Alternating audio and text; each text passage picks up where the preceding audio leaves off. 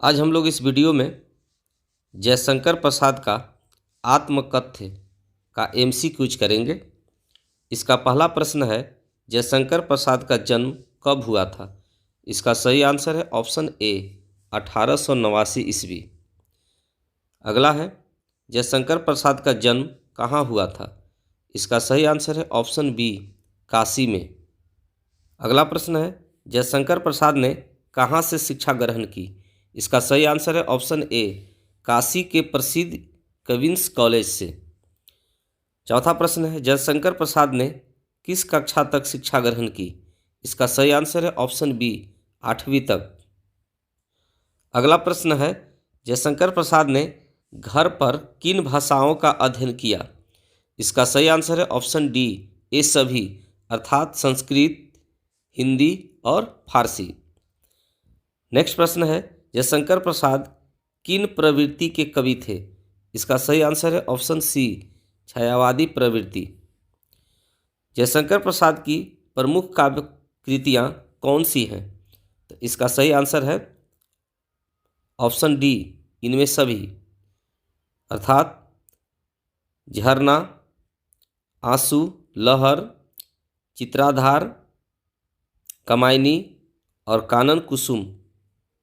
अगला प्रश्न है, किस रचना के लिए जयशंकर प्रसाद को मंगला प्रसाद पारितोषिक पुरस्कार दिया गया? इसका सही आंसर है ऑप्शन सी कमायनी। जयशंकर प्रसाद द्वारा रचित नाटक इनमें कौन से हैं? इसका सही आंसर है ऑप्शन डी इनमें सभी, अर्थात अजातशत्रु, ध्रुवस्वामिनी, चंद्रगुप्त और स्कंदगुप्त। ये सभी जयशंकर प्रसाद की नाटक हैं। अगला प्रश्न है, जयशंकर प्रसाद का उपन्यास कौन सा है? इसका सही आंसर है ऑप्शन डी इनमें सभी, अर्थात कंकाल, तितली, इरावती। ये सभी जयशंकर प्रसाद की उपन्यास हैं। नेक्स्ट प्रश्न है, जयशंकर प्रसाद की इनमें से कौन सी कहानी संग्रह है?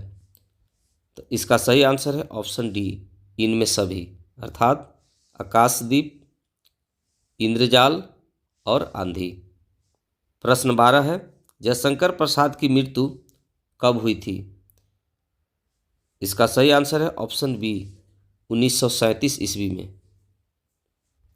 अगला प्रश्न है, पहली बार किस पत्रिका में आत्मकथ्य का प्रकाशन हुआ था? इसका सही आंसर है ऑप्शन ए हंस पत्रिका। हंस पत्रिका के संपादक कौन थे? इसका सही आंसर है ऑप्शन सी प्रेमचंद। अगला प्रश्न है, आत्मकथा में कवि जयशंकर प्रसाद ने किन कारणों का वर्णन किया है? इसका सही आंसर है ऑप्शन बी अपनी आत्मकथा को न लिखने के कारणों का। अगला प्रश्न है, कवि जयशंकर प्रसाद अपनी आत्मकथा न लिखने का मूल कारण क्या मानते हैं? इसका सही आंसर है ऑप्शन ए जग हंसाई। अगला प्रश्न है, प्रथम पद में मन की तुलना किससे की गई है? इसका सही आंसर है ऑप्शन ए भौरों से। अगला प्रश्न है, कवि अपने जीवन को किसके समान मुरझाया हुआ बताता है? इसका सही आंसर है ऑप्शन बी झड़ती पत्तियों के समान। अगला प्रश्न है, किसके नीचे हर पल अनगिनत जीवन का इतिहास बन और बिगड़ रहा है? इसका सही आंसर है ऑप्शन सी अंतहीन नीले आकाश के नीचे। अगला प्रश्न है, कवि के जीवन में किसकी अनुपस्थिति है? इसका सही आंसर है ऑप्शन डी सुख तथा प्रसन्नता की। कवि का जीवन किसके समान एक छलावा है? इसका सही आंसर है ऑप्शन सी सौपन के समान। कवि ने अपनी प्रेसी के गालों की तुलना किससे की है? इसका सही आंसर है ऑप्शन ए भोर की लालिमा से।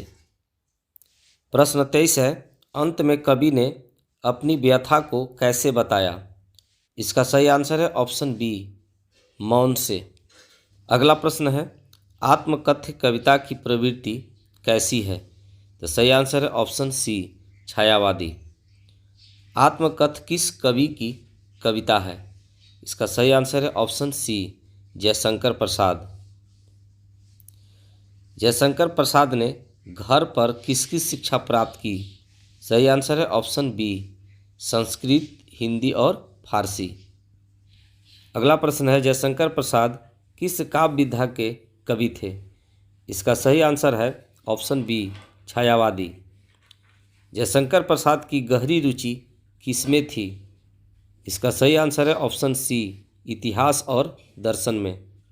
जयशंकर प्रसाद की प्रमुख कहानी संग्रह है। इसका सही आंसर है ऑप्शन ए, आकाशदीप और आंधी। अगला प्रश्न है, जयशंकर प्रसाद का प्रमुख उपन्यास कौन सा नहीं है? इसका सही आंसर है ऑप्शन ए, गबन और गीतिका। ए प्रेमचंद की है। अगला प्रश्न है, आत्मकथ कविता में मधुप का प्रयोग कवि ने किसके लिए किया है? इसका सही आंसर है ऑप्शन बी, अपने मन के लिए। प्रश्न 32 है, अरि सरलते के प्रयोग से कवि का क्या भाव प्रकट है? इसका सही आंसर है ऑप्शन ए, अपनत्व का भाव। अगला प्रश्न है, आत्मकथ्य कविता की भाषा शैली कैसी है? तो इसका सही आंसर है ऑप्शन सी, आत्मकथात्मक एवं छायावादी शैली। नेक्स्ट है, रीति गागर का प्रतीकार्थ क्या है? तो इसका सही आंसर है ऑप्शन डी, अभावग्रस्त जीवन का प्रतीक। प्रश्न 35 है, आत्मकथ्य कविता की भाषा कैसी है?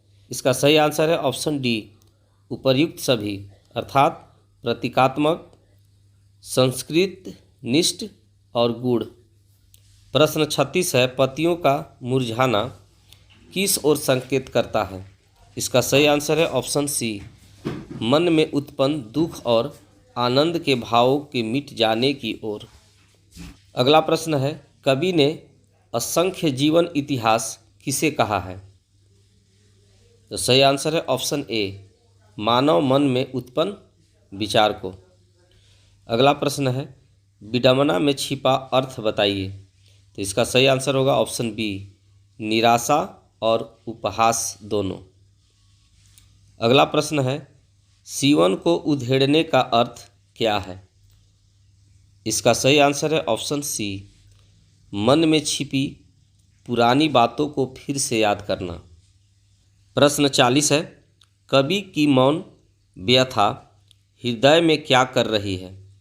तो इसका सही आंसर है ऑप्शन ए, थक कर सो रही है। अंतिम प्रश्न है, आत्मकथ्य कविता में कौन सा गुण विद्यमान है? तो इसका सही आंसर है ऑप्शन बी, प्रसाद गुण। डियर गाइज, आई होप आपको यह वीडियो पसंद आया होगा। Thanks for watching.